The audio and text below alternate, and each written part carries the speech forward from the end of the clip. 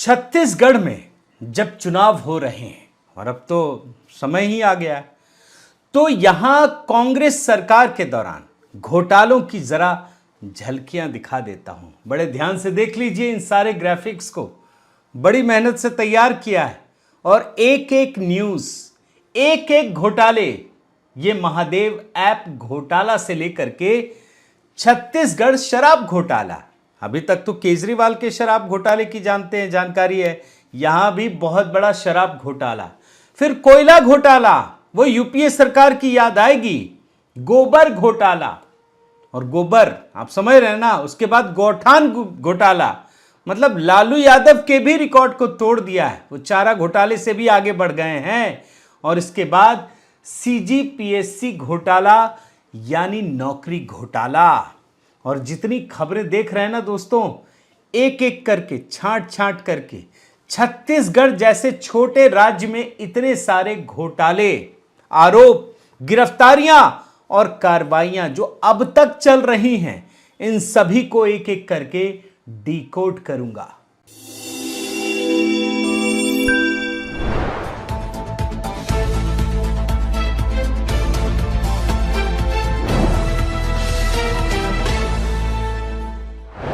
साथियों नमस्कार, मैं हरिश्चंद्र पांडवाल। छत्तीसगढ़ की राजनीति, दावे, प्रतिदावे और तमाम चीजें इससे जुड़ी हुई आप नियमित रूप से देख रहे हैं। हर जगह, मेन स्ट्रीम मीडिया हो या सोशल मीडिया, हर तरफ आपको इन चीजों की भरमार मिलेगी। लेकिन मैं जरा घोटालों की बात करता हूं, जिनका वास्ता आम जनता से पड़ता है और जिससे विकास के सारे काम अवरुद्ध हो जाते हैं। इसकी बात कोई नहीं करता दोस्तों, और इसीलिए आज तक पिछले 5 साल के साथ साथ अब तक बल्कि घोटाले पर घोटाले निकल रहे हैं, और इसीलिए ये सीरीज बनानी पड़ी पूरी की पूरी। ये जो ग्राफिक्स का पैटर्न और तमाम चीजें मैं आपके लिए बड़े, जैसे कहते हैं ना, बड़ी मेहनत से एक एक घोटाला और घोटालों को बड़ी ही संक्षिप्त तरीके से आपको दिखा रहा हूं।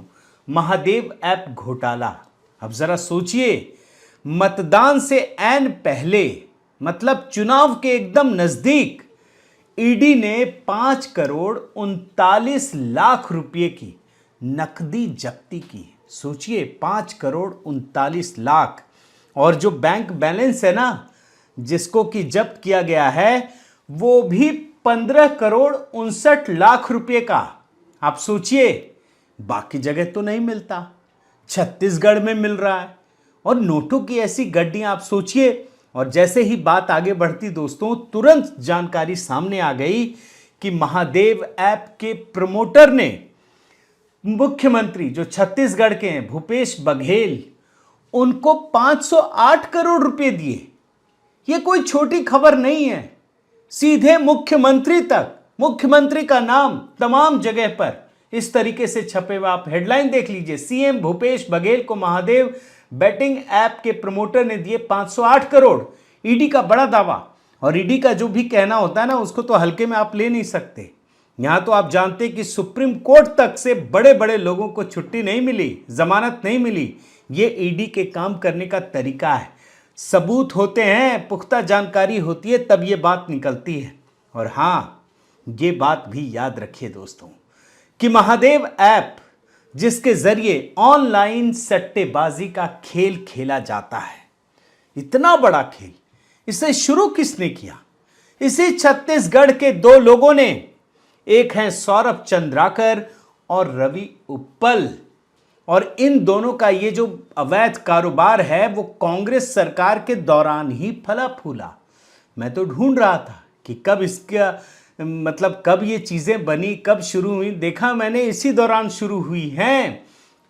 और उसके बाद दोस्तों, जब इनका कारोबार इतना फल फूल गया, करोड़ों अरबों का खेल खेलने लगे, तब ये छत्तीसगढ़ के सौरभ चंद्राकर और रवि उप्पल ने इतना पैसा कमाया, इतना पैसा कमाया कि उसने अपने कारोबार को दुबई शिफ्ट कर लिया। अभी तो इनके एक शादी की चर्चा हो रही थी, जिसमें करोड़ों अरबों रुपए लुटाए गए थे। और ये जो नोट आपको दिखा, आप देख लीजिए, ये तस्वीर ईडी ने जारी किए हैं, 5 करोड़ 39 लाख। ये नोटों की गड्डियां, और छत्तीसगढ़ से मिल रही हैं। आप कुछ भी कह लीजिए, कहीं भी कहिए, कैसी भी बात कीजिए, आरोप को कितना भी खारिज कर लीजिए, इसको कौन झुठला सकता है? नोटों की इन गड्डियों को दोस्तों। और जानते हैं ये जो गड्डियां बरामद हुई हैं कहां से हुई हैं? असीम दास नाम के शख्स से ये बरामद किया गया है और उसी ने कबूल किया है कि ये पैसे भूपेश बघेल के लिए थे। और बाद में पता चला और जानकारी आई कि महादेव ऐप के प्रमोटर्स ने भूपेश बघेल को 508 करोड़ रुपए दिए हैं। 508 करोड़। और यह भी याद रखना जरूरी है दोस्तों, जब इसकी बात हो रही है ना, तो चुनाव के समय ही क्यों होता है, चुनाव में कैसे हो गया, साजिश है, फंसाने की साजिश है, बदनाम करने की साजिश है, ऐसा नहीं है। कई महीनों से इस पर कार्रवाई जारी है, कई महीनों से। और इस मामले में याद रखिए, इस मामले में यह भी खुलासा हुआ दोस्तों कि छत्तीसगढ़ के मुख्यमंत्री भूपेश बघेल के राजनीतिक सलाहकार विनोद शर्मा की मिली भगत है। उनके यहां छापा पड़ चुका है और तभी तो जाकर प्रधानमंत्री मोदी ने खुलकर कांग्रेस के ऊपर इल्जाम लगाया। ये भी कहा कि इन लोगों ने तो महादेव नाम को भी नहीं छोड़ा। एक बार छोटा सा बयान सुनाता हूं, सुन लीजिए। इन्होंने तो महादेव के नाम को भी नहीं छोड़ा है। 2 दिन पहले ही रायपुर में बहुत बड़ी कार्रवाई हुई है, रुपयों का बहुत बड़ा ढेर मिला है। लोग कह रहे हैं कि ये पैसा सट्टेबाजों का है, जुए का खेल खेलने वालों का है, और जो उन्होंने छत्तीसगढ़ के गरीबों को, छत्तीसगढ़ के नौजवानों को, उनको लूट करके जमा किया हुआ है। लूट के इसी पैसे से कांग्रेस नेता अपने घर भर रहे हैं। मीडिया में आ रहा है कि इस पैसे के तार छत्तीसगढ़ के उन तक जा रहे हैं। देख रहे हैं ना, तो ये है महादेव ऐप घोटाला। आगे बढ़िए, चलिए नया घोटाला, छत्तीसगढ़ शराब घोटाला। आपने तो दोस्तों शराब घोटाले की जब भी बात होती है तो केजरीवाल के तमाम मंत्री, फिर उधर तेलंगाना भी लोग जानते हैं। तो शराब घोटाले ने कैसे इन लोगों का बेड़ा गर्क किया, जो पाप इन्होंने किया, कैसे परिणाम भुगतने पड़ रहे हैं, ये तो सबने देखा। मगर छत्तीसगढ़ का शराब घोटाला भी गजब है। इसके बारे में तो आपको जानकर आप समझ नहीं पाएंगे कि ये है क्या, ये कैसी चीज है ये कांग्रेसी। क्यों? इस घोटाले के बारे में जानने से पहले इनकी एक महाठगी दिखाता हूं। आपको यह जानकर आश्चर्य होगा कि छत्तीसगढ़ में जब पिछली बार चुनाव था तो कांग्रेस ने एक वादा किया, जबरदस्त वादा यह था कि राज्य में बिहार के नीतीश बाबू की तरह शराबबंदी लागू की जाएगी। और मोदी जी ने इसकी चर्चा भी की थी कि इन लोगों ने वादा किया था। फिर उन्होंने सवाल भी पूछा, पहले वो सुनिए। तब छत्तीसगढ़ से जो 36 वादे कांग्रेस ने किए थे, उन 36 वादों में से एक था कि राज्य में शराबबंदी लागू की जाएगी। मगर जानते हैं दोस्तों, वादा तो कर दिया, सरकार इनकी बन गई, लेकिन जैसे ही सरकार बनी, चुनाव जीतते ही भूपेश बघेल साहब ये कहने लगे कि शराबबंदी वो कर नहीं पाए दरअसल। तो तब जाकर ये कहने लगे कि ये तो सामाजिक बुराई है और इसके लिए भूपेश बघेल जिम्मेदार नहीं है। जी सुनिए ना, ये सामाजिक बुराई है, सब जन भूपेश बघेल, सब काम पर भूपेश बघेल जिम्मेदार नहीं है, कुछ जिम्मेदारी तो हम उठाए लगी। और जब भूपेश बघेल साहब कर नहीं पाए तो उल्टा उन्होंने जातियों को इल्जाम लगाना शुरू कर दिया, समाज में ही सवाल खड़े करने शुरू कर दिए, ये चुनौती देनी शुरू कर दी कि तुम पहले शराब पीना बंद करो। ये भी सुनिए। इसमें सिख समाज भी बैठे है, लोहाना समाज भी बैठे है, साहू समाज भी बैठे है, केवड़ समाज बैठे है, कुर्मी समाज के भी आए हुई, यादव भी है, नाव है, असेन मन है, लोहार मन है, सब समाज के बैठे बैठे नहीं बैठे। तुम्हारे अपन समाज में प्रस्ताव पारित करो, कोनो आज के बाद शराब नहीं पिएगी, लेट करो पहले, और मैं कर दूं, मैं काली बंद कर दूं। इसका मतलब यह है दोस्तों कि भूपेश बघेल की सरकार ने शराबबंदी तो नहीं की, उल्टा छत्तीसगढ़ में भ्रष्ट लोगों के जरिए, या भ्रष्ट लोगों ने, जो वहां सारे लोग मौजूद हैं, शराब नीति के जरिए इसे कमाई का एक बड़ा जरिया बना लिया। और सत्ता में बैठे हुए लोगों ने, नौकरशाहों ने पूरी आबकारी नीति बदल दी और हर शराब की बोतल पर, बड़े ध्यान से सुनिए, हर शराब की बोतल पर कमीशन लेने के लिए एक तंत्र खड़ा कर दिया। और इस तरीके से 2000 करोड़, जी हां, 2000 करोड़ से अधिक की बंदरबांट मंत्रियों और नौकरशाहों ने मिलकर की। सोचिए, छत्तीसगढ़ जैसे छोटे से राज्य में 2000 करोड़ रुपए का शराब घोटाला, है ना। छोटा राज्य और बड़ा घोटाला, इसे ही कहते हैं। आगे बढ़िए, कोयला घोटाला। छत्तीसगढ़ की कांग्रेस सरकार में दोस्तों कोयला घोटाला भी सामने आया, करोड़ों का कोयला घोटाला। और जब मैं कोयला घोटाले की बात करता हूं तो यूपीए सरकार की याद भी आती है, किस तरीके से घोटाले किए गए, खदान बांटे गए। और इस मामले में दोस्तों आरोप है कि भूपेश बघेल ने जहां नौकरशाहों को शराब की बोतलों पर कमीशन लेने के लिए पूरा तंत्र खड़ा करने का मौका दिया, ठीक वैसे ही खदानों से कोयले की हर टन ढुलाई पर 25 रुपये की वसूली ट्रांसपोर्टरों से की गई। मतलब जैसे ही एक टन निकलेगा तो 25 रुपये कमीशन, इस तरीके से शुरू हुआ। और इस तरीके से हर दिन 2 से 3 करोड़ रुपये नौकरशाहों और मंत्रियों ने मिलकर खाए।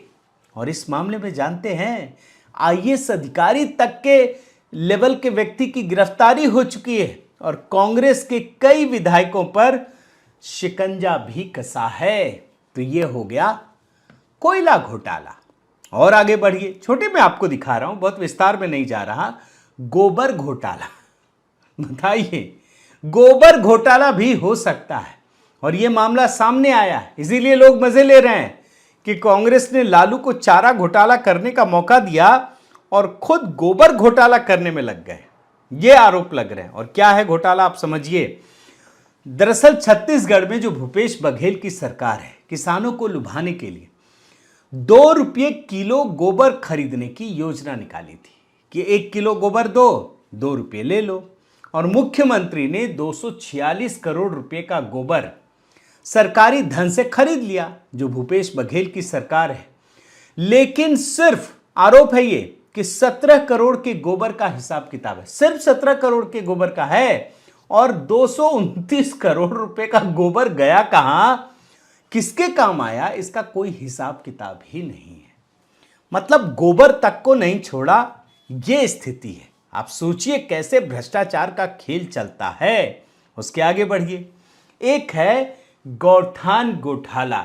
गौठान घोटाला मतलब गोबर घोटाले का तो आरोप है ही, जो गौशाला है उसके रख रखाव की भी जिम्मेदारी सरकार ने उठा रखी है। उसके लिए पैसे दिए जाते हैं, सहायता की जाती है, और इसमें भी करोड़ों रुपए की लूट की गई। और कहा तो यह जाता है दोस्तों कि भूपेश बघेल साहब का ये जो घोटाला है ना, बिहार में लालू प्रसाद यादव के चारा घोटाला से भी बड़ा है। 1300 करोड़ रुपए का घोटाला है ये। मतलब जहां गौशालाओं की बात की जाती है। अब आप सोचिए कि ये कहते जरूर हैं, अभी तो मैंने देखा कि राहुल गांधी केदारनाथ पहुंच गए, तो पता है कि भाजपा के नैरेटिव को काउंटर करने के लिए यही सब करना पड़ेगा कि गोबर हम खरीदेंगे, गाय की रक्षा करेंगे, गौशाला बनाएंगे। लेकिन ये इसके नाम पे करते क्या है, ये कहानी इसी को दर्शाती है। और एक घोटाला दोस्तों, सीजीपीएससी घोटाला, यानी नौकरी घोटाला। सीजीपीएससी मतलब छत्तीसगढ़ पब्लिक सर्विस कमीशन। एक राज्य के लिए ये सबसे बड़े स्तर की परीक्षा होती है। और आपको तो पता है ना दोस्तों, जब मैं ये सारी चीजें दिखा रहा हूं तो जब घोटालों की बात आती है ना, तो बड़े बड़े अफसर फंसते हैं, आईएएस अधिकारियों की गिरफ्तारी होती है। और छत्तीसगढ़ में तो इस तरह के कई एग्जाम्पल देखने को मिलते हैं। लेकिन मजेदार बात जानते हैं क्या है, कि उन भ्रष्ट अधिकारियों की भर्ती के लिए भी भ्रष्टाचार का खेल खेला जाता है। मतलब उनको भर्ती करना है तो किसको भर्ती करना है, किसको भर देंगे, ये बड़ा दिलचस्प है। भूपेश बघेल की सरकार में दोस्तों जो CGPSC Chhattisgarh public service commission की परीक्षा हुई, 3 चरणों में होती है, बड़ी महत्वपूर्ण परीक्षा होती है, हर राज्य की होती है। और सेंट्रल की यूपीएससी 3 चरणों में एग्जाम हुआ। और 2022 में जैसे ही 171 उम्मीदवारों का चयन हुआ तो लोगों के होश उड़ गए। इनमें कांग्रेसी नेताओं के बेटे बेटी रिश्तेदार भरे पड़े थे। आप सोचिए, तुरंत पता चला कि 17 उम्मीदवार ऐसे हैं जो कांग्रेस नेताओं और इकोसिस्टम के रसूखदार लोगों के बेटे बेटियां थीं। और आखिर में हुआ क्या? हुआ ये दोस्तों, जैसे ही हाई कोर्ट में ये मामला पहुंचा तो हाई कोर्ट ने नियुक्तियों पर रोक लगा दी, उसे रोक लगाना पड़ा। मतलब नौकरी में भी घोटाला, बड़े बड़े अधिकारियों की नियुक्ति में घोटाला, फिर वो भ्रष्टाचार इन्हीं के साथ मिलकर करेंगे। तो ये है दोस्तों छत्तीसगढ़ में भूपेश बघेल सरकार के घोटालों की लिस्ट, जो मैंने आपको पूरी की पूरी लिस्ट दिखाई है। एक छोटे से राज्य में इतने सारे भी घोटाले हो सकते हैं, ये असल स्थिति है। लेकिन जानते हैं इसके बाद, अभी चुनाव से ऐन पहले भूपेश बघेल ने एक बड़ा दाम चल दिया। उनको सब पता है कि कितने घोटाले हुए हैं, लेकिन उन्होंने एक ट्वीट किया और उसके जरिए सस्पेंस पैदा करने की कोशिश की। क्या किया देखिए, बड़ा इंटरेस्टिंग है। प्रमोद को उन्होंने क्या दिखाया, फिर प्रमोद ने उन्हें क्या बताया, थोड़ी देर में पता चलेगा। अब प्रमोद कौन, क्या, कैसे, सारे लोग सस्पेंस में पड़ गए कि पता नहीं कौन सा स्टिंग ऑपरेशन कर दिया या क्या बता दिया गया। लेकिन शाम होते होते पता चला कि ये खेल तो कुछ और है। भूपेश बघेल पर ही, मतलब व्यक्तिगत भूपेश बघेल की बात कर रहा हूं, कि सैकड़ों करोड़ रुपए लेने की खबर सामने आ गई। मतलब भूपेश बघेल जी का जो प्रमोद है ना, वो अवसाद में बदल गया।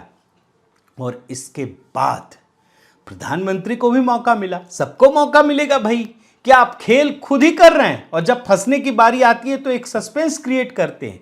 तो प्रधानमंत्री मोदी ने बकायदा दोस्तों कांग्रेस के घोटालों की पूरी रिपोर्ट कार्ड ही दे दी। जरा उनका बयान सुनिए, बड़ा इंटरेस्टिंग बयान है, इसलिए इन घोटालों की लिस्ट आपको दिखा रहा हूं, देख लीजिए। छत्तीसगढ़ की भ्रष्ट सरकार ने एक के बाद एक घोटाले करके आपका विश्वास तोड़ा है। छत्तीसगढ़ महतारी का अपमान किया है। पीएससी घोटाले और महादेव ऐप घोटाला तो चर्चा में है ही। कांग्रेस सरकार के रिपोर्ट कार्ड में घोटालों की कमी नहीं है। अगर मैं भी बोलने जाऊंगा हर घोटाले की वर्णन तो शायद मेरा अगला कार्यक्रम लेट हो जाएगा। 2000 करोड़ रुपए का शराब घोटाला, 500 करोड़ रुपए का सीमेंट घोटाला, याद है ना? आपको याद है कि भूल गए हो?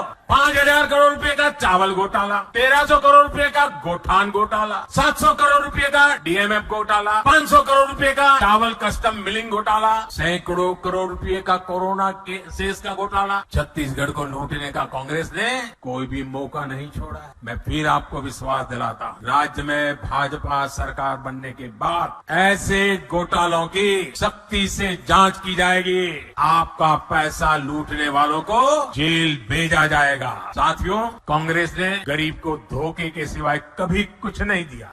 देख रहे हैं ना, एक एक घोटालों की चर्चा कर रहे हैं, जिक्र कर रहे हैं, और ये बात तो खुद भूपेश बघेल को भी पता है, कांग्रेस को भी पता। और शायद इसीलिए दोस्तों उसी का नतीजा है कि छत्तीसगढ़ में कांग्रेस खुलकर सामूहिक नेतृत्व की बात कर रही है। भूपेश बघेल के नाम पर चुनाव नहीं लड़ रही है, जो पत्रकारों ने ट्वीट भी किया है। तो कुल मिलाकर दोस्तों कांग्रेस ने इन दिनों एक नया नैरेटिव बिल्ड करना शुरू कर दिया है।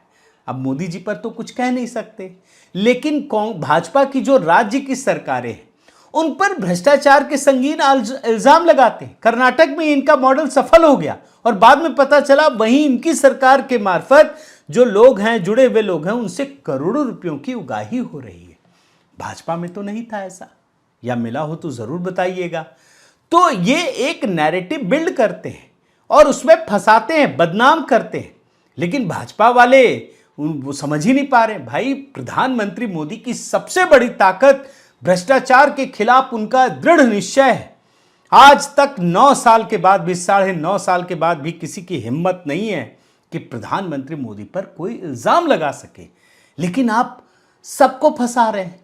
हकीकत तो कुछ और है। जहां कांग्रेस की सरकारें हैं वहां भ्रष्टाचार के गंभीर मामले उजागर हो रहे हैं, और उजागर ही नहीं हो रहे हैं, मतदान के समय तक करोड़ों रुपयों की बरामदगी हो रही है। तो ये है नैरेटिव का असली खेल। भाजपा वाले फंस जाते हैं तो चुनाव हार जाते हैं, और यही तो जनता के सामने जादूगिरी करनी होती है। तो मैं तो आपसे भी कहूंगा कि हर उन भाजपा वालों को पहुंचाइए, बोलिए कि भाई नहीं बता सकते हो तो देख लो कितने सारे घोटाले हैं छत्तीसगढ़ में, और इसीलिए बड़े अच्छे से ये सारे ग्राफिक्स बनाकर और एक एक चीज बनाकर रखकर आपके सामने प्रस्तुत किया है। उम्मीद है दोस्तों कि आपको हमारा ये वीडियो पसंद आया होगा। आप अपना प्यार यूं ही बनाए रखिए। इस वीडियो को लाइक कीजिए, शेयर कीजिए, कमेंट कीजिए। कमेंट में ज़रूर बताइएगा अपनी बात कैसा लगा, और साथ ही इस बेल आइकन को प्रेस करना भी मत भूलिएगा। नमस्कार।